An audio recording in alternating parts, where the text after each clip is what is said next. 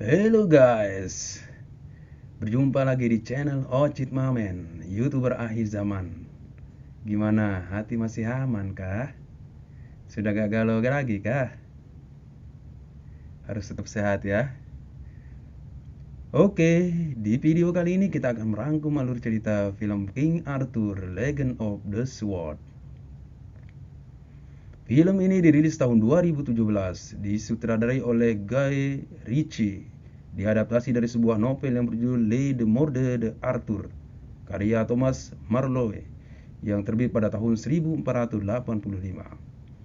Film ini diproduksi oleh studio Warner Bros. Picture dan dibintangi oleh aktor-aktor legend, diantaranya Charlie Hunnam sebagai Arthur, Jude Law sebagai Vortigern, Asit Burgess sebagai Mage, Eric Bana sebagai King Uther Pendragon, Jimon Hounsou sebagai Bedivere, David Beckham sebagai Trigger, Aidan Gillen sebagai Ghostbat, dan masih banyak aktor-aktor keren lainnya.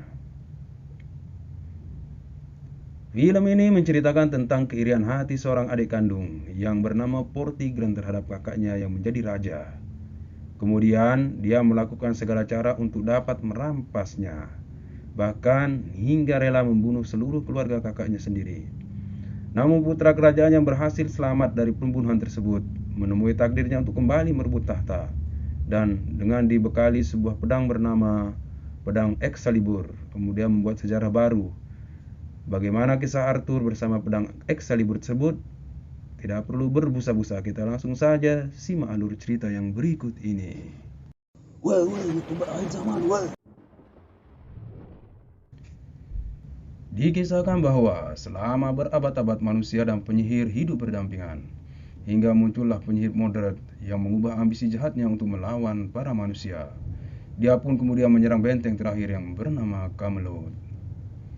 Pasukan moderat dengan mengendarai gajah raksasa melakukan penyerangan ke kerajaan Uther dan berhasil meruntuhkan dinding-dinding bangunan kastil, juga mampu mengacaukan pasukan kerajaan. Semua orang pun terlihat begitu panik. Di sisi lain, meski sudah disarankan oleh adiknya yang bernama Vortigern untuk segera menyerah, namun King Uther bukannya memilih mundur. Dia menitipkan mahkota kepada adiknya itu, lalu kemudian maju sendirian dengan menunggang seekor kuda dan membawa pedang yang bernama Excalibur. Setibanya di dekat pasukan moderat, kuda tersebut loncat dan melempar King Uther hingga berhasil masuk ke dalam kabin yang dikendarai moderat. Moderat menyerang Uther dengan sihirnya, namun tidak ada efek apapun. Uther terlihat hanya geli-geli saja. Sementara King Uther melangkah maju mendekati moderat dengan pedang Excalibur di tangannya yang sudah mengeluarkan cahaya. Di luar, adiknya terlihat pusing menahan sakit kepala dan segera mimisan. Uther sudah sangat dekat dengan moderat dan tanpa perlawanan yang berarti langsung menebas leher moderat. Selanjutnya kepala moderat dipamerkan sebelum kemudian dibuang begitu saja oleh Uther, dan kemenangan pun menjadi milik Uther. Di sebuah ruangan, para pejabat kerajaan tengah berkumpul dan terjadi perdebatan hebat di antara mereka. Salah satu pejabat yang bernama Bedivere menentang keinginan Vortigern untuk melakukan penyerangan terhadap seluruh penyihir. Bedivere mengingatkan bahwa penyihir Merlin lah yang memberikan pedang hebat Excalibur yang dimiliki raja saat itu. Namun, situasi semakin memanas sampai kemudian raja memutuskan bahwa tidak boleh lagi ada pembunuhan, kedamaian harus dibangun. Dan selanjutnya memerintahkan seluruh pejabatnya untuk meninggalkan dirinya. Namun, saat akan berpisah, Vortigern memeluk raja dengan begitu erat sebelum kemudian para istri dan anak mereka datang menghampiri. Dan sesaat sebelum meninggalkan ruangan tersebut, King Uther merasa adiknya bersikap aneh hari ini dan meminta istri adiknya itu untuk menjaga dia. Vortigern tampak menangis di sebuah lorong gelap. Dia sepertinya sedang membangun mental karena menanggung beban yang berat. Kemudian datang seorang pejabatnya melaporkan kalau pasukan sudah bersiap, sekaligus mempertanyakan keyakinan Vortigern. Di tempat lain, King Uther membangunkan istrinya dan menyuruhnya untuk segera menjauh dari kastil membawa putranya. Dari dalam kamar tersebut, mereka bisa mendengar kekacauan sedang terjadi di luar. Mereka pun bergegas keluar. Di sisi lain, Vortigern membawa istrinya masuk ke sebuah gua yang seorang pun tak mengetahui tempat itu. Meski istrinya terus bertanya kenapa dibawa ke sana, Vortigern hanya diam membisu. Sampailah mereka di sebuah sungai kecil. Vortigern memeluk erat istri yang sangat dicintainya itu, kemudian menusuknya dengan pisau hingga tewas. Sambil terisak sedih dan melempar istrinya ke sungai tersebut untuk dijadikan sebagai persembahan. King Uther bersama istri dan anaknya telah sampai di sebuah sungai yang merupakan jalur keluar dari kastil. Tetapi sesaat akan menaiki anak perahu, mereka berhasil disusul oleh Vortigern yang telah berubah wujud menjadi seperti manusia api karena mendapatkan kekuatan sihir setelah memberikan persembahan di dalam gua itu. Dia melempar tombak dari kejauhan hingga menembus dada istri King Uther. Perahu yang ditumpangi Arthur kecil terdampar di sebuah tempat pelacuran bernama Londinium. Dia ditemukan oleh sekawanan pelacur yang tengah mencuci di pinggir sungai. Arthur pun dibawa masuk secara diam-diam, kemudian dirawat oleh salah satu dari mereka yang bernama Lucy. Di kota Londinium inilah Arthur selanjutnya menjalani kehidupannya, menjadi pekerja kasar, mencopet, informan, dan seluruh uang imbalan dari semuanya dia simpan di sebuah tempat selama bertahun-tahun. Selain itu, Arthur juga belajar bela diri dan seiring bertambah usia kemampuannya semakin meningkat. Dan akhirnya menjadi pemuda yang menguasai kota Londinium tersebut. Film dengan cepat membawa kita pada Arthur yang telah dewasa. Seringkali dalam tidurnya dia memimpikan bagaimana saat ibunya terbunuh karena tertusuk tombak. Namun, karena saat kejadian tersebut dia masih kecil sehingga tidak mengetahui hal-hal tersebut.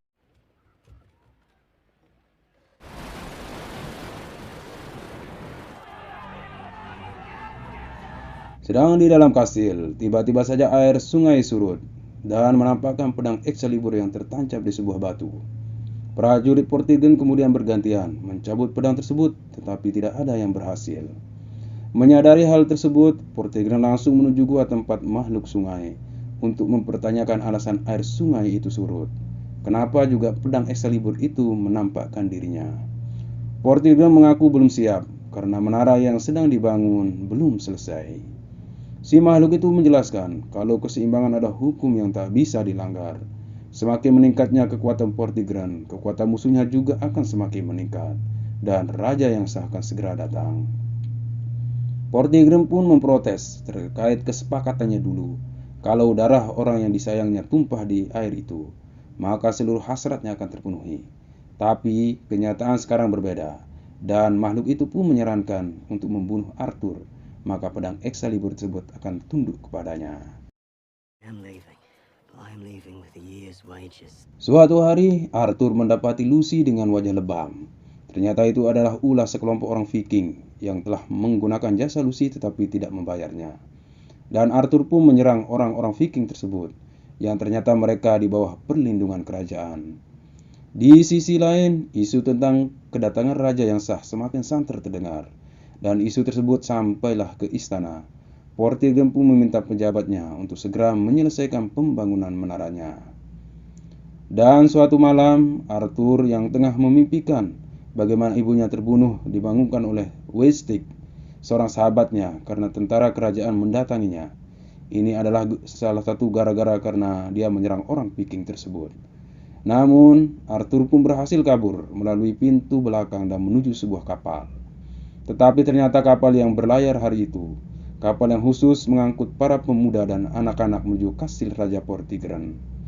Setibanya di sana, orang-orang itu lalu dibariskan untuk kemudian secara bergantian mencoba mencabut pedang Excalibur yang masih tertancap di batu.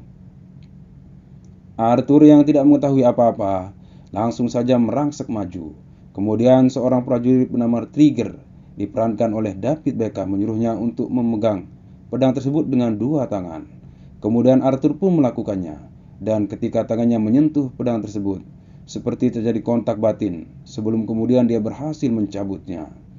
Lalu diiringi gonggongan anjing, kelelawar pun bertebangan di atas menara, dan terjadi getaran sedikit di sekitaran kastil.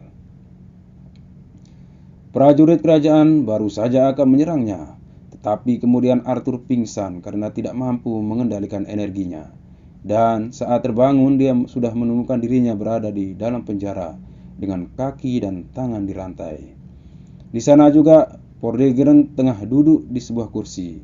Langsung saja dia menyapa Arthur kalau ternyata dia hidup dan tumbuh dengan baik. Arthur pun mengaku kalau dia dilahirkan di sebuah rumah bordil di dekat jembatan Londinium. Vortigern selanjutnya menjelaskan kalau pedang itu hanya bisa ditarik oleh Uther Pendragon atau pewarisnya langsung.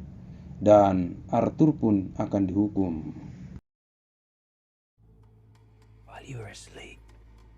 Bedi Pere, seorang pejabat setia King Uther di masa hidupnya, didatangi oleh perempuan bernama Mage. Mage bermaksud mengajaknya untuk membantu Arthur. Di kastil kerajaan tengah berkumpul ribuan orang untuk menyaksikan hukuman Arthur. Arthur pun digelandang menuju muka umum. Kemudian di sebuah meja kepalanya diikat, untuk selanjutnya lehernya akan dipotong. Namun, Mage dari kejauhan mengirim seekor elang yang berhasil menghalangi si Algojo. Kemudian membacakan mantra Humbala Humbala Hum, Humbala Humbala Hum, yang sukses membuat raja sakit kepala dan terjadilah kekacauan di tempat itu. Bedi Pere bersama tim penyelamat lainnya kemudian langsung menuju keberadaan Arthur. Mereka membuka tali pengikatnya lalu merebut pedang Excalibur. Kemudian secepat mungkin kabur dari tempat itu dengan melompat ke sebuah sungai yang sangat terjal, dan misi penyelamatan pun berhasil.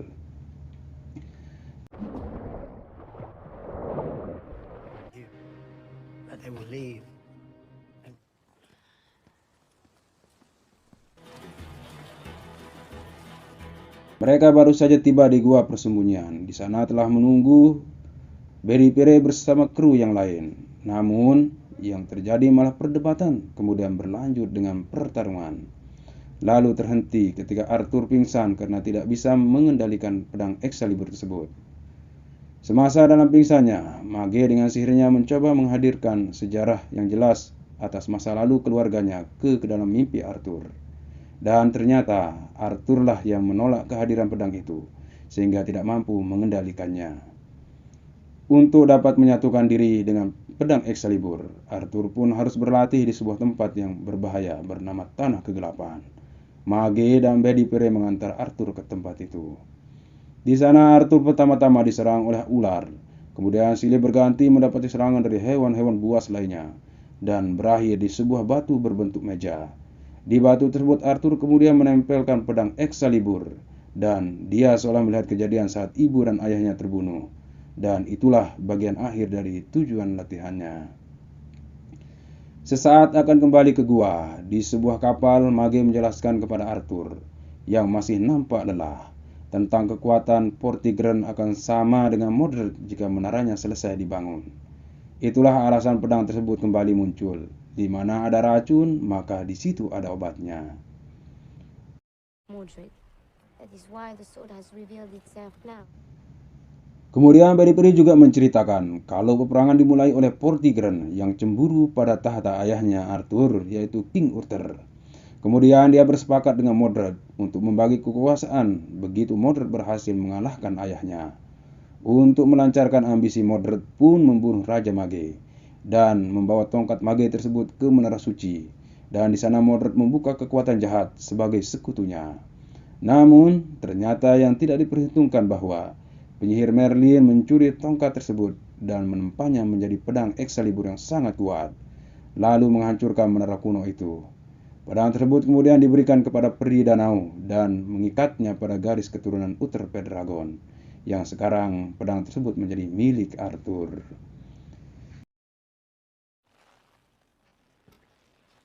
Setibanya di gua persembunyian, sudah ada Black dan White di sana, sahabatnya selama hidup di Londinium.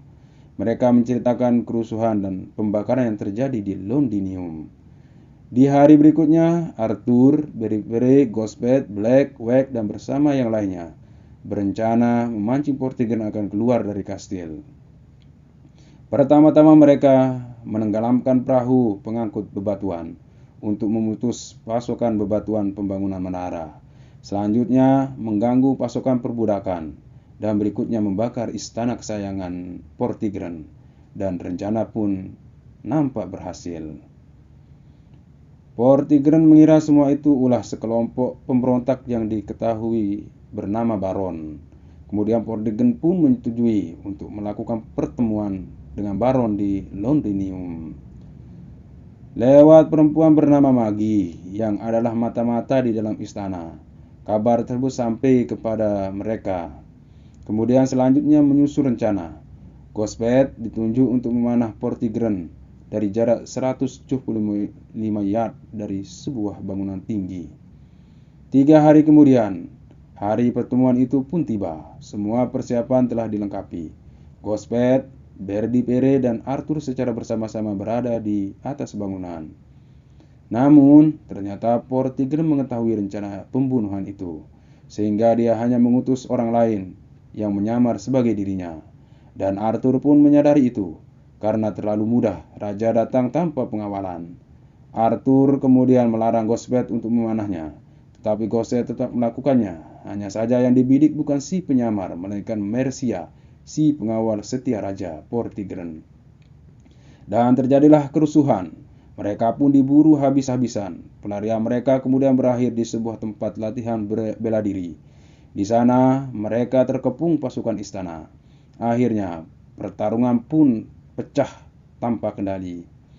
Seorang prajurit berhasil menangkap Mage, yang kemudian membuat Arthur mengeluarkan pedang Excalibur tersebut. Dan tidak butuh waktu lama, seluruh pasukan istana dibantai tanpa sisa, sehingga membuat yang lainnya pada melongo. Untuk pertama kalinya pedang itu dapat dia kendalikan. Namun dalam pengejaran tersebut, Black, sahabat baiknya, berhasil terbunuh oleh pasukan Vortigern.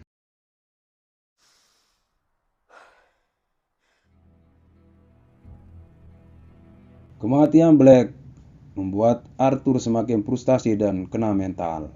Dia memilih untuk menyerah, kemudian membuang pedang tersebut ke sebuah danau dan berlari sekencang-kencangnya sehingga terjatuh di sebuah lumpur. Di sana dia mendapati dirinya ditarik oleh peri danau dan memperlihatkan kejahatan yang akan dilakukan oleh Vortigern jika dia dibiarkan. Dan cara tersebut nampak berhasil membuat Arthur sadar sehingga kembali bersemangat. Mereka kemudian berencana kembali ke gua persembunyian. Namun setibanya di sana, mereka mendapati teman-temannya telah dibantai dan menemukan seorang tentara kerajaan bernama Misep yang ternyata memang sengaja menunggu kedatangan mereka. Misep menyampaikan pesan raja jika ingin menyelamatkan Mage dan tawanan lainnya supaya datang ke kastil sebelum tiba waktu gelap. Before dark, if you want a big man. Now let's see. Berdi Pere pun kemudian berangkat menuju kastil sendirian untuk melakukan barter. Setibanya di sana, Vortigern menyambutnya dengan tak ramah. Berdi Pere menyerahkan pedang Excalibur dan membawa Mage untuk pulang. Keesokan harinya, barulah kemudian Arthur berangkat menuju kastil. Namun sebelum itu Mage membekalinya dengan memasukkan sihir ke dalam tubuhnya, sehingga terhindar dari hal-hal yang tidak perlu untuk dilihat. Dan dari kejauhan Mage tetap mengawasinya. Dia mengirim seekor ular yang kemudian berhasil masuk ke dalam kastil. Arthur yang baru tiba langsung saja tangannya dirantai, lalu dipaksa untuk berlutut di hadapan Vortigern. Ketika Vortigern akan membunuh Arthur dengan pedang Excalibur tersebut, ular kiriman itu pun menyerangnya dan tanpa sadar mengarahkan pedang itu ke arah ular. Ular pun berhasil dipotong, namun pedang Excalibur tertancap pada sebuah tiang. Dan di saat yang bersamaan, Mage mengirim ular yang lebih besar untuk menyerang mereka. Kemudian terjadilah kekacauan di dalam kastil. Vortigern telah berada di dalam gua, memanggil makhluk sungai itu dan mempersembahkan anak semata wayangnya ke makhluk tersebut sehingga mendapat kekuatannya. Sedang Arthur berhasil menghabisi seluruh pasukan istana dengan kekuatan pedang Excaliburnya. Arthur dan Vortigern akhirnya bertemu di bawah menara Camelot. Mereka saling menyerang. Arthur tidak mampu menahan serangan Vortigern hingga terpelanting dan pingsan. Namun dalam pingsannya itu dia melihat kejadian ketika ayahnya terbunuh kala itu, Sekembali dari pingsannya, Arthur tidak terbendung. Dia berhasil menyerang Vortigern dengan membabi buta dan berakhir dengan tusukan di dada Vortigern yang kemudian mengantarkannya pada kematian. Esok hari pun tiba, raja yang sah disambut oleh rakyatnya, dan film pun selesai.